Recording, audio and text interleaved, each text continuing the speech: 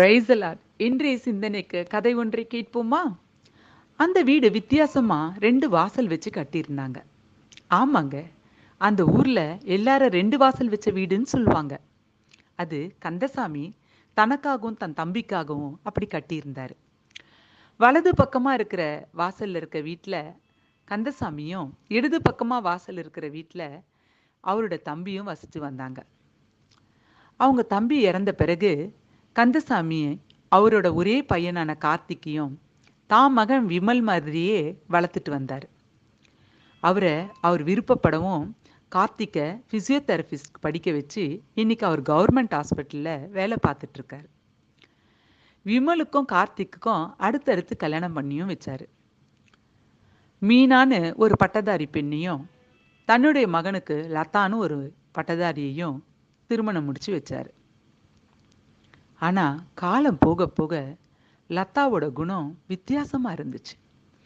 தன்னுடைய மாமனார் மாமியாரை ஒரு பாரமா நினைக்க ஆரம்பிச்சிட்டாங்க. தினமும் காலையிலையும் ராத்திரியும் தன்னுடைய கணவர்கிட்ட தன்னுடைய மாமனார் மாமியாரை பத்தி ஏதாவது சொல்லி புலம்புறதே லதாவோட வேலையா போச்சு. இன்னைக்கும் அப்படிதான் கத்திட்டு கிடக்குறாங்க. அச்சச்சோ, நைட்டெல்லாம் லொக்கு லொக்குன்னு இரும்பி உங்க அம்மாவோட தொல்லை என்னால தாங்க முடியல. தலையில இடி விழுற மாதிரி இருந்துச்சு. நான் நைட்டு பூரா சரியா தூங்கல. இங்க பாருங்க, அவங்க இப்படியே இரும்பிட்டு இருந்தாங்கன்னா அந்த வியாதி எனக்கும் என் பிள்ளைங்களுக்கும் வந்துடும் அப்படின்னு தான் கணவர் விமல் கிட்ட ஒரே புலம்பிட்டு இருந்தாங்க. விமல் பதிலுக்கு ஒண்ணுமே சொல்லல. பக்கத்து வீட்டுல இந்த கார்த்திக்கும் மீனாக்கும் இந்த சத்தம் நல்லா தெளிவா கேக்குது. அது ஞாயிற்றுக்கிழமைன்றனால கார்த்திக்கும் வீட்டில் இருந்தார். எங்கடா இந்த சத்தம் தன்னோட பெரியப்பா பெரியம்மாக்கு கேட்காமையா இருக்கும் அப்படின்ற மாதிரி கார்த்திக் ரொம்ப கவலைப்பட்டார். ஏன்னா கார்த்திக்கோட பெரியம்மாவும் பெரியப்பாவும் ரொம்ப தங்கமானவங்க. தான் தம்பி பையன் தான் பையன்னு சொல்லி வித்தியாசம் இல்லாம அவ்வளோ அன்பா தாயும் தகப்பனுமா வளர்த்தாங்க. ஆனா அவரை அந்த அன்போட பார்த்துக்கிறதுக்கு சொந்த மருமகளுக்கு மனசு இல்லையே அப்படின்னு அடிக்கடி தான் மனைவி மீனா கிட்ட சொல்லி கவலைப்படுவார். மீனாவும் தினமும் தான் சமைக்கிறதுல அவங்களுக்குன்னு கொஞ்சம் சாப்பாடு எடுத்துட்டு போயோ இல்லை அவங்களுக்கு இட்லியோ காலையில் ராத்திரின்னு பார்த்து பார்த்து ஒளிச்சு ஒளிச்சு எடுத்துட்டு போய் செய்வா. அவங்க முதல்ல வேணாமா மீனா, எதுக்கு நீ வேற கஷ்டப்படுற அப்படின்னு கந்தசாமி தடுப்பாரு. மீனா வேண்டாம், லதா பார்த்தா கத்த போறா அப்படின்னு பயப்படுவாங்க. அவங்க 2 பேரோட பேச்சையும் மீனா கேட்க மாட்டா. என்னவோ காரணம் இல்லாம ஒரு சண்டையும் இல்லாம லதா மீனா கிட்டேயும் கார்த்திக் கிட்டேயும் பேச மாட்டா. அவங்க இருக்கிற பக்கம் கூட போக மாட்டா. அவங்கள பார்த்தாலே மூஞ்ச திருப்பிக்கிட்டு போயிடுவா. அதனால மீனாக்கு ஒரு நம்பிக்கை, தாங்கிட்ட எதையும் நேரடியா பேச மாட்டா அப்படின்ற ஒரு தைரியத்துல தான் மீனா இப்படிதான் பல வருஷமா கொடுத்துட்டு இருக்கிறா. அடிக்கடி யோசிப்பா மீனா, நம்மளும் இப்படி கொடுக்கலனா இவங்க எப்படி உயிர் வாழ்வாங்க? இந்த லதா ஒண்ணுமே கண்டுக்க மாட்டாளே அப்படின்னு ரொம்ப கவலைப்படுவா. அட லதா விடு, லதா வெளியேந்து வந்தா, அந்த விமலு அவரு பெத்த பையன் தானே அப்படின்னு கார்த்திக்கு நிறைய முறை சொல்லி கவலைப்படுவான். இப்போ திடீர்னு கார்த்திக்கு கோயம்புத்தூருக்கு வேலை மாற்றுதல் ஆயிடுச்சு. அங்க இருக்க ஹாஸ்பிட்டல்ல வர வாரத்துல போய் வேலைக்கு ஜாயின் பண்ண சொல்லிட்டாங்க. மீனாக்கும் கார்த்திக்கும் கோயம்புத்தூர் போறது ரொம்ப சந்தோஷம். ஆனா தன்னுடைய அத்தையும் மாமாவும் இந்த லதா கிட்ட எப்படி விட்டுட்டு போறது அப்படின்னு ரொம்ப கவலையாயிட்டாங்க. ஆனா 2 பேரும் ஒருத்தருக்கு ஒருத்தர் பேசிக்கல. மனசுக்குள்ள கார்த்திக் நினைச்சு கவலைப்படுறான். மீனாவும் இதை எப்படி தான் கணவர்கிட்ட எடுத்து சொல்றதுன்னு கவலைப்படுறான். கார்த்திக்கும் மீனாக்கும் கல்யாணம் ஆகி 6 வருஷம் ஆயிடுச்சு. ஆனா குழந்தை இல்லை. பட் லதா வீட்டில் 2 பசங்க. பகல்ல சமைக்கும்போது மீனா யோசிச்சுட்டே சமைக்கிறா. நமக்கு குழந்தை இல்லை, நானும் என் வீட்டுக்காரன் தான். கோயம்புத்தூர் புது ஊர். நான் போய் அங்கே தனியாக இருக்கிறதுக்கு அத்தையும் மாமாவும் நிராதரவாக இருக்காங்க. அவங்களையே நம்ம கூட்டிகிட்டு போகக்கூடாது அப்படின்னு மனசில் நினச்சி நைட்டு வந்தா நம்ம வீட்டுக்காரர்கிட்ட பேசணும் அப்படின்னு யோசிச்சுட்டு இருந்தா. நைட்டு வந்த கணவர்கிட்ட, "ஏங்க, நைட்டுக்கு என்ன செய்யணும்?" அப்படின்னு கேட்டா. "ஏம்மா, எதுவும் செய்யலையா?" அப்படின்னு கேட்டாரு. "இல்லைங்க, தோசை ஊற்றலாமா இட்லி செய்யலாமான்னு பார்த்தேன். இட்லி வேணாம்மா, லேட் ஆக போகுது, நீ தோசையே சுட்டு கொடுத்துரு" அப்படின்னு கார்த்தியும் சொன்னார். "இப்போ சுடவா அப்புறமா சுடவா?" அப்படின்னு மீனா கேட்டா. "ஏம்மா, அப்புறமா தான் சுடு, ஏதாவது பேசணுமா?" அப்படின்னு தன்னோட மனைவி மனசுல ஏதோ பேச விரும்புறத புரிஞ்சுக்கிட்டவரா கார்த்திக் கேட்டார்.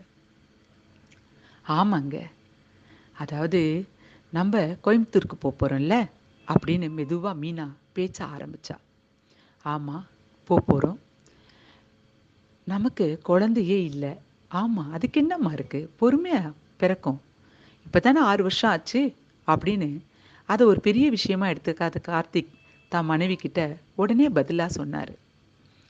"இல்லைங்க, நம்ப நீங்க வேலைக்கு போயிடுவீங்க, நான் வீட்டில் தான் இருக்க போறேன்" அப்படின்னு சொன்னோன்னே, "ஏம்மா, ஏதாவது வேலைக்கு போக ஆசைப்படுறியா?" அப்படின்னு தான் மனைவியை பார்த்து கேட்டார். "இல்லை இல்லைங்க, நீங்க சம்பாதிக்கிறதே நமக்கு போதுமானது தான், அதுலேயே நாங்கள் மீதி எடுத்து வச்சுக்கிறோம்.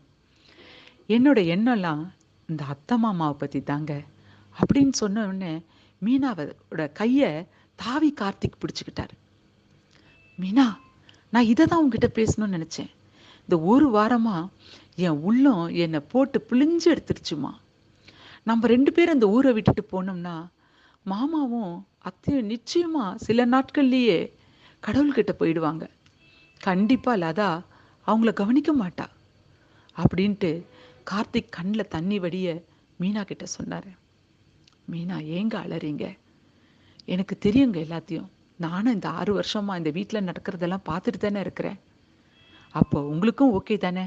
அப்படின்னு சொல்லிட்டு குறிப்பிட்ட அந்த நாள் வரும்போது அத்தை மாமாவையும் அவங்களுக்கும் ட்ரெயின் டிக்கெட் புக் பண்ணி கார்த்திக்கும் மீனாவும் கோயம்புத்தூருக்கு கூட்டிகிட்டு போயிட்டாங்க. இவங்க கூட்டிகிட்டு போகிறதுனால லதாவுக்கோ விமலுக்கோ எந்த கவலையும் இல்லைன்றது போல் அவங்க வீட்லேயே அவங்க உட்காந்துட்டு இருந்தாங்க. பட் ஊர் ஜனமே வெளியே வந்துருச்சு.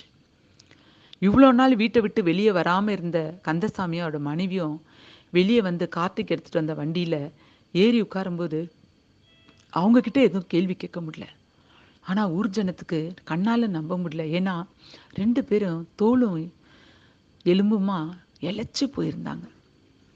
அவங்கள பார்த்துட்டு அவங்க வண்டி வெளியே போன உடனே வேகமாக எல்லாரும் வீட்டுக்குள்ளே போனாங்க.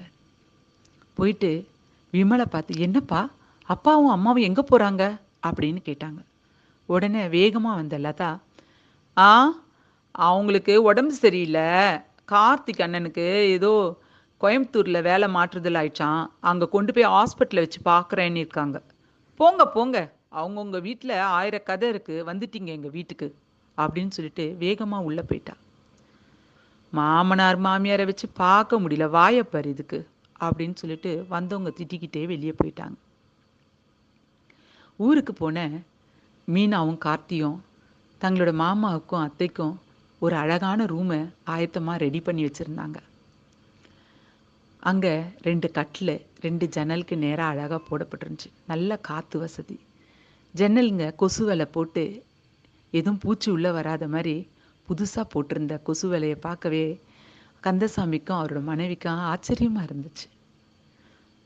சுற்றிலும் தோட்டம், ரொம்ப அழகான வீடு. அந்த வீடு அந்த ஹாஸ்பிட்டலுக்கு பக்கத்துலேயே இருந்துச்சு.